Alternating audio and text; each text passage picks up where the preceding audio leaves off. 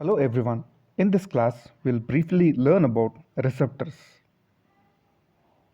Receptors are transducers that convert various forms of energy into action potential and nerve impulses.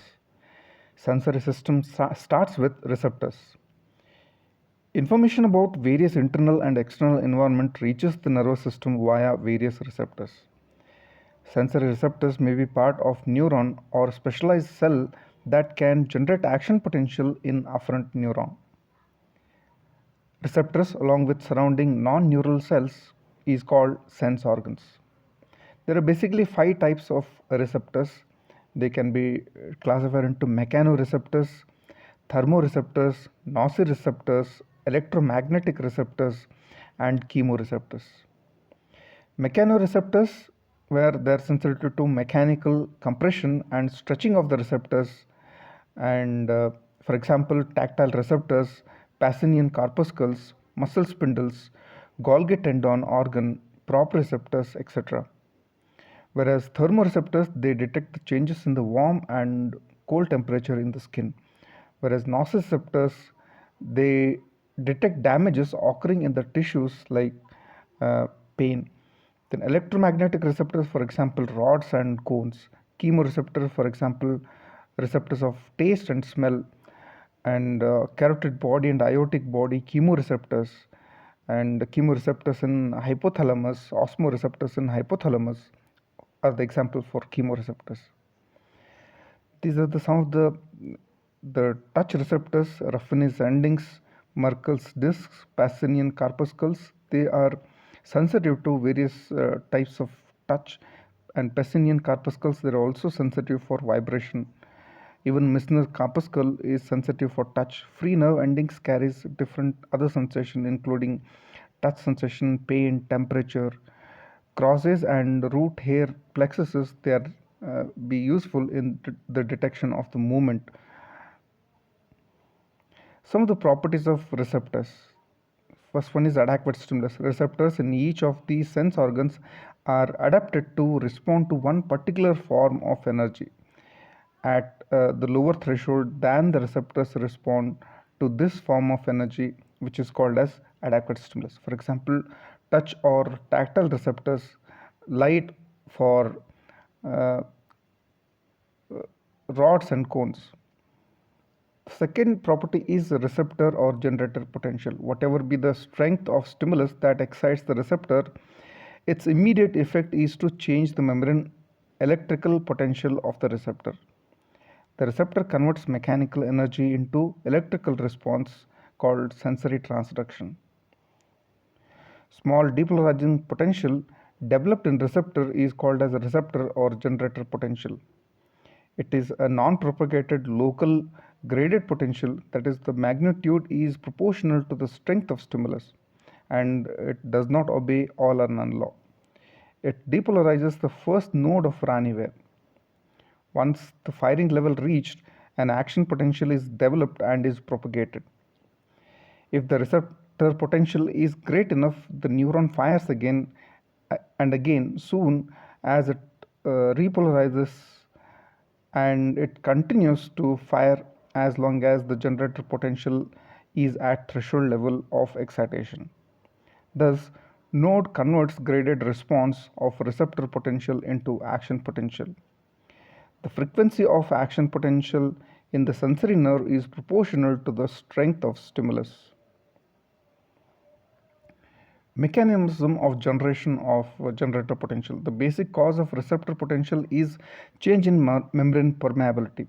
This is explained below by taking a case of Pacinian corpuscle. In Pacinian corpuscle, the central fibers are surrounded by capsule of multiple layer of connective tissue. Compression anywhere in the capsule deform the membrane of the nerve fiber. The tip of the nerve which is inside in the capsule is demyelinated. The first node of Ranvier is there inside the capsule. The ionic basis of local potential will be when compression of the capsule occurs, nerve endings are deformed and sodium channels open, which causes depolarization and receptor potential is generated. Then it is going to summate to produce action potential in the first node of Ranvier, and it will be propagated along the sensory nerve fibers. The third property is adaptation. When sustained stimulus of constant strength is applied, the frequency of action potential in its sensory nerve declines gradually. Based on the degree, there are two types of adaptation, that is rapidly adapting. For example, touch receptors are rapidly adapting ones, and slowly adapting. For example, pain receptors, chemoreceptors, baroreceptors, or stretch receptors, they are slowly adapting type. Fourth property is intensity discrimination or sensory coding. Information about intensity of stimulus, for example, whether the touch is fine or crude, to the brain is transmitted by two mechanisms. One is by variation in the frequency of action potential generated in the sensory nerve. This depends on the magnitude of the receptor potential. As receptor potential increases, the frequency of action potential increases. Second one is by variation of the number of receptors stimulated. According to the Weber Fechner's law, magnitude of sensation is felt proportional to the logarithm of intensity of stimulus. The formula is given like S is equal to K into the log of intensity of stimulus plus C, where K and C are the constants.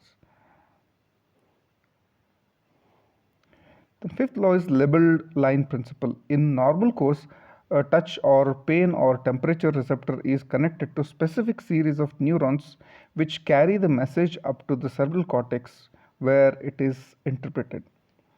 It is interesting to question whether the perceived modality of stimulus depends on the receptor or the pathway through which it travels. But the modality actually depends upon the pathway itself. To understand better, let us consider an example. If a retina were connected to the auditory nerve, the stimulation of the retina by light would evoke a sensation of sound. That is, we could be able to hear a torch. This concept of modality being dependent on the pathway has been termed as labeled line principle. This is the pathway are labeled as touch lines, temperature lines, etc. Thus, labeled sensory channels consist of a set of neurons devoted to carry a particular sensory modality. The sixth one is Muller's doctrine of specific nerve energy. Nerve fibers transmit only nerve impulses or action potential, but we experience different sensation. For example, action potential produced in a nerve fiber from a thermoreceptor is identical to that produced in tactile receptor. There are separate pathways for each sensation. Each nerve tract terminates at a specific point in CNS. The type of sensation felt when the nerve fiber is stimulated is determined by the point in the nervous system, that is in the cortex, and where these fibers end in the cortex. When the nerve pathway from particular sense organ is stimulated, the sensation is produced for which the receptor is specialized, no matter how or where along the pathway it is stimulated. So this principle is called as Muller's doctrine of specific nerve energy. For example, if the sensory nerve from pacinian corpuscle in the hand is stimulated by pressure at the elbow or by irritation from the tumor in the brachial plexus, the sensation evoked is touch. Then the seventh is law of projection. If we stimulate anywhere in the pathway, the sensation produced is projected to the area where the receptors are located. This is called as law of projection. This explains the phantom limb phenomena. Phantom limb, if a person's limb is amputated, ends of the nerve cut at the time of amputation form nerve tangles or neuromas, and these are hypersensitive. These neuromas are stimulated with a minimum stimulus or discharge, or they discharge spontaneously. This generates impulses in the nerve fiber that previously came from the receptor in the removed limb, and the sensation produced are projected to where the receptors used to be located. This is in brief about receptors and the properties of receptors. Thank you.